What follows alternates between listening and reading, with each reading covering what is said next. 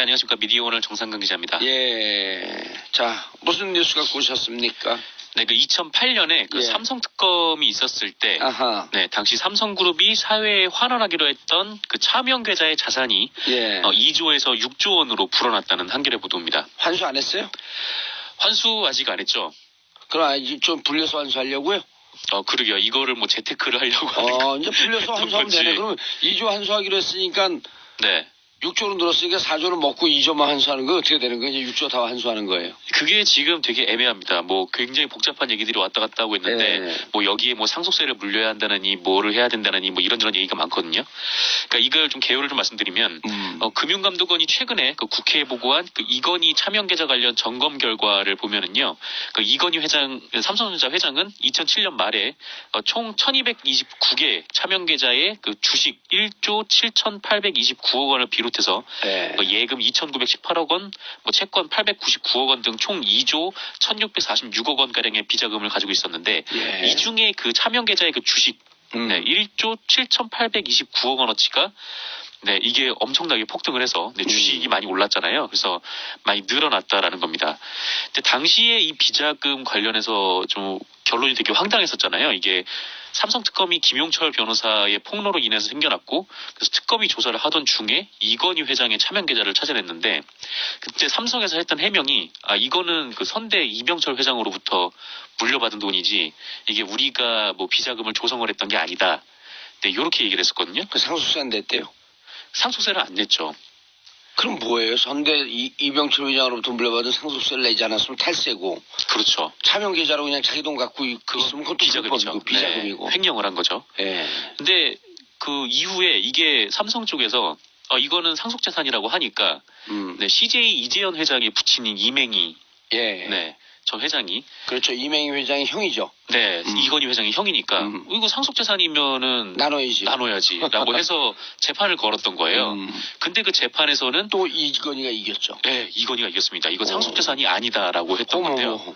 이게 동동 땅하고 좀 비슷하게 가네. 예, 그렇죠. 뭐 내 것도 아니고 뭐 남의 것도 아니다 뭐 그런 건데. 제3자 소유예요. 네, 하지만 그 돈은 내 거 뭐 이렇게 결론이 나오는 거죠. 돌아 모든 돈은 내 돈. 네. 어쨌건 그래서 당시에 2008년에 이 계좌가 나오긴 나왔잖아요. 네. 이게 뭐 상속이건 뭐 자기 비자금이건 돈이 나왔으니까 원래는 아까 말씀하신 대로 환수를 하거나 아니면 이게 상속받은 거면은 상속세를 매겨야 되는 건데 이때 해결을 했던 방식이 그 2008년에 이학수 부회장이 그러면 이 돈은 사회에 환원하겠다. 라고 얘기를 하고 그렇게 그냥 유야무야 된 거예요. 예. 그런데 안 했죠. 안 했고. 네, 10년 동안 이게 환원을 안 했던 겁니다. 당연하죠. 재벌 중심의 경제 정책을 펴고 있었던 이명박근혜 정권인데 그거 환수하라 그러겠어요? 그렇게는 아마 안 했겠죠. 예. 네. 어쨌든 그런 상황에서 게다가 지금 또 요새 거기서 나온 수익을 나누자는 것만도 천만다행이죠.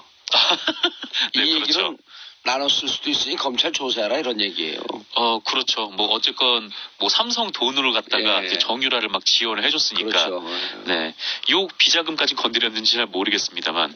당연히 건드렸겠죠. 그렇죠. 근데 이 비자금뿐 아니라 요새 또 그 이건희 회장이 그 삼성 돈으로 자기 집 인테리어를 했던 정황이 파악이 돼서 경찰이 지금 수사 중이거든요. 그거 횡령 아니에요? 그거 횡령이죠. 근데 이거를 수사를 하다가 비자금을 또 찾아낸 거예요. 또 찾아냈어요. 네. 천몇십 개를. 근데 그 계좌는 어떻게 만드는 거예요? 그러니까 이게 뭐 삼성 뭐 전현직 임원들 뭐 직원들의 이름으로 된 계좌라는 건데, 네, 그때도 애매하죠. 이 계좌를 관리하는 변호사만 한 10대 명이 있겠네. 그러게요. 이거를 뭐 그냥 단순히 뭐 한 명이 쉽게 관리할 수 있는 뭐 그런 것도 아니고. 일자리를 만들기 위해서 창조경제한 거 아닌가? 변호사들 요즘 취업인들 되는데. 그러게요. 이게 너무, 네. 굉장히 창조적이긴 하네요. 네. 도덕질은 늘 창조적이에요, 원래. 그러게요. 게다가 뭐, 그때 김영철 변호사 같은 경우도 검사 출신의 변호사를 돈 배달하는데 쓰지 않았었습니까? 제가 감옥 있을 때 도둑들 많이 만났거든요. 네. 도덕질은 창조적이에요. 그렇죠. 일상적으로 하면 다 걸리니까. 네, 그렇죠. 그 예전에 그 삼성 그 녹취록 그 도청 의혹이 있었을 때. 네, 그때는 그 일간지 사장을, 네, 돈 배달하는데 쓰기도 했었죠. 어쨌건 뭐 그런 일들이 있었는데. 그것도 그 사람들 투잡 뛴 거 아니에요? 그렇죠. 투잡이죠. 이것도 뭐 일자리 창출을 위해서 그런 건지 잘 모르겠어요. 검사 출신의 변호사가 돈 배달하고 또 그 일당도 받았을 거 아니에요. 그렇죠. 근데 김영철 변호사는 그런 일을 하는 게 너무 자괴감이 심해서 근데 결국에는 뭐 내부 고발을 하기 그렇죠. 이르렀었죠. 네. 내부 고발하고도 뭐 내부 고발 당한 사람도 뭐 떵떵거리고 잘 살고. 맞습니다. 어쨌건 뭐 환원을 한다고 했다가 지금 계속 강간무소식인데 돈은 계속 불어나고 있고요. 네. 네. 근데 뭐 어쨌건 그 환원한다고 했던 2조 원을 바탕으로 그 돈이 커진 거니까 6조로 커졌으면 다 환원해. 이씨. 다 환원해야 되는 예. 거 아닌가라는 생각도 좀 들고요. 네. 아유, 그렇습니다. 문재인 대통령은 그 복이 많으십니다. 네. 이 6조 환원해갖고 우리 국가 예산으로 또 쓰고. 네, 아니, 이제 그렇죠. 이런 건 사회복지 사업으로 쓰면 되는 거니까. 예, 맞아요. 사회 환원하니까 이거 세금으로 쓰면 안 되는 거죠. 네, 그렇습니다. 뭐 재단 하나 만들었고 이건희 그 회장 지금 건강 안 좋아갖고 누워 계시잖아요. 네네. 그런데 이제 며칠 전에 제가 님과 함께가 아니라 신과 함께라고 하는 영화를 봤더니 죽으면 지옥을 거치는데 네. 살아서 좋은 일 많이 해야 되겠더라고요.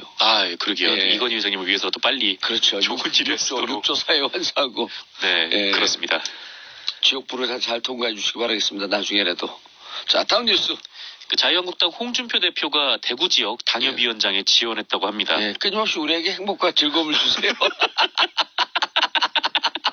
사실 이거 되게 어떻게 보면은 되게 아니, 자기가 자기 임명하면 되지 뭘 또 지원을 해. 그렇죠. 근데 하필 왜 대구 지역 당협위원장일까? 네, 이거 생각해서 보면은 예. 좀 여러 가지 해석이 많이 나오는데요.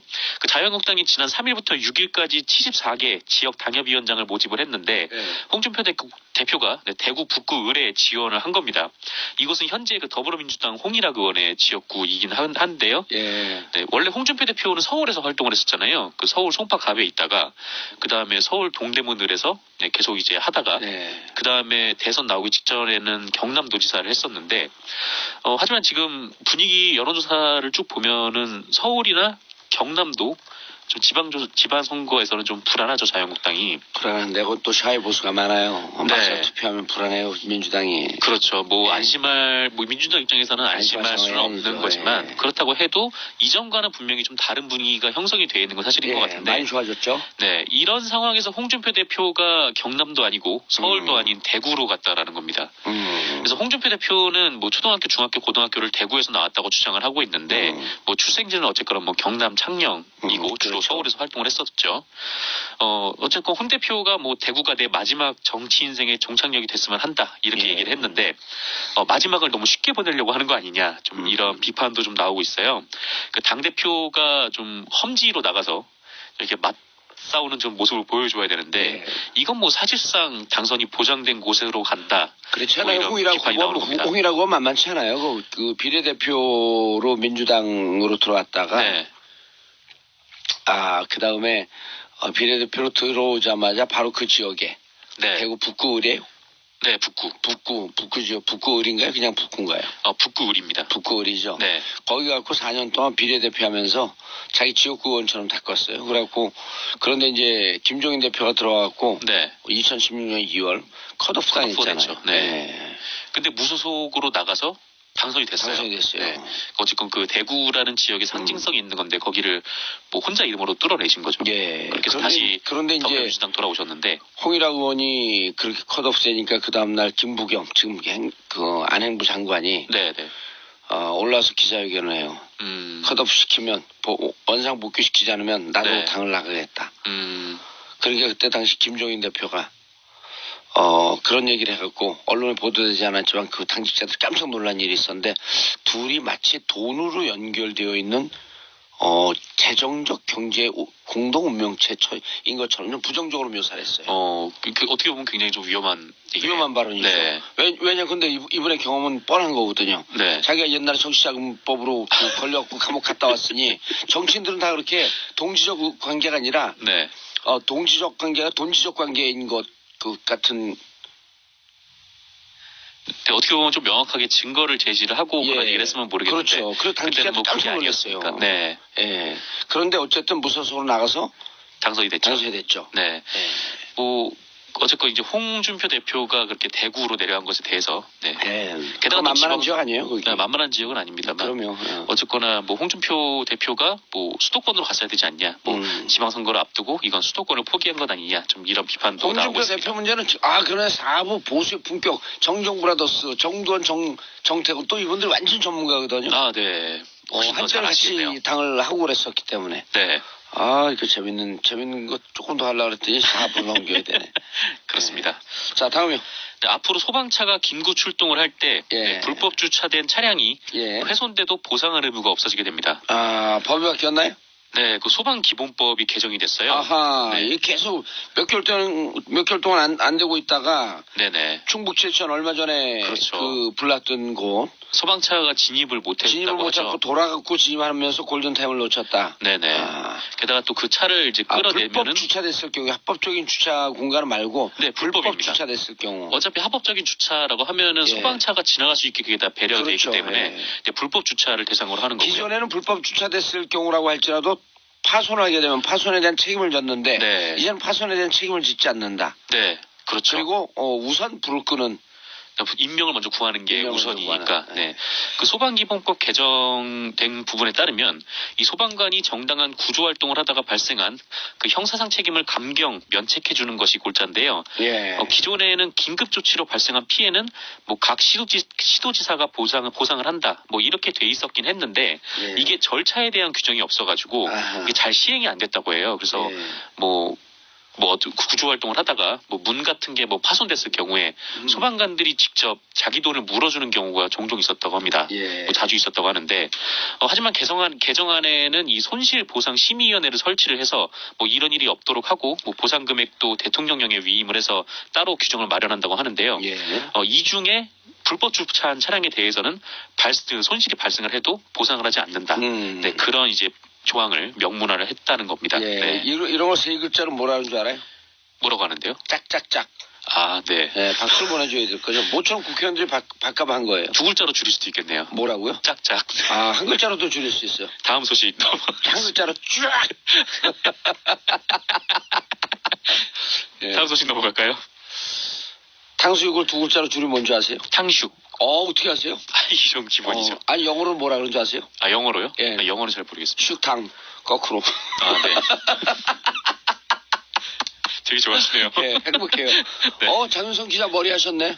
예. 네, 축하드립니다. 예, 네. 축하드립니다. TBS 방송국도 교체하고 머리도 하고. 예. 돈이 좀 되니까 바로 머리를 하시네. 자, 또 다음.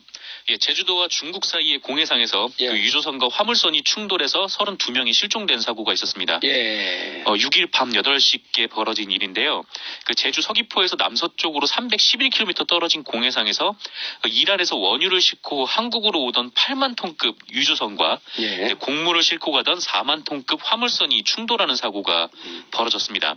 근데 사고 후에 다행히 그 홍콩 화물선에 타고 있던 선원 21명은 근처 어선들에 의해서 전원 구조가 됐는데요. 예. 문제는 유조선에 타고 있던 32명이 지금 생사를 알 수 없는 상황이라는 겁니다. 왜 그렇게 그 유조선은 또 다 우리나라 선원들일 거 아니에요? 아니에요. 우리나라 선원은 아니고 이란에서 오던 선원이기 때문에 네, 그 이란 국적의 30명 그리고 네. 방글라데시 국적의 2명이 아이고. 타고 있었습니다. 예. 근데 이 유조선에 불이 붙은 모양이에요. 아하. 그래서 진입이 지금 굉장히 어려운 아무래도 유조선이다 보니까 예. 네, 진입이 좀 어려운 것 같은데 그래서 지금 구조에 그런데도 불 난항을 타고 겪고 있어요? 어, 아니 이거 6일인데? 그 이틀 전 사진상으로는 불이 타는 사진이 전해 오긴 했는데 뭐 네. 자세상은 워낙 공해상에서 벌어지고 있는 일이라 네, 지금까지 뭐 타고 있는지는 잘 모르겠습니다만 공해상 어디쯤 위치인가요? 그러게 되면? 그 제주 서귀포 쪽에서 남서쪽으로 한 311km 아우 무척 머네요. 네, 그러니까 중국이랑 오히려 좀 더 가까운 어허. 공해상인 것 같은데 그래서 중국 쪽하고 우리 쪽 해경하고 공조. 같이 가서 이제 공조로 네, 구조를 하고 있다고 예. 네, 그렇게 합니다.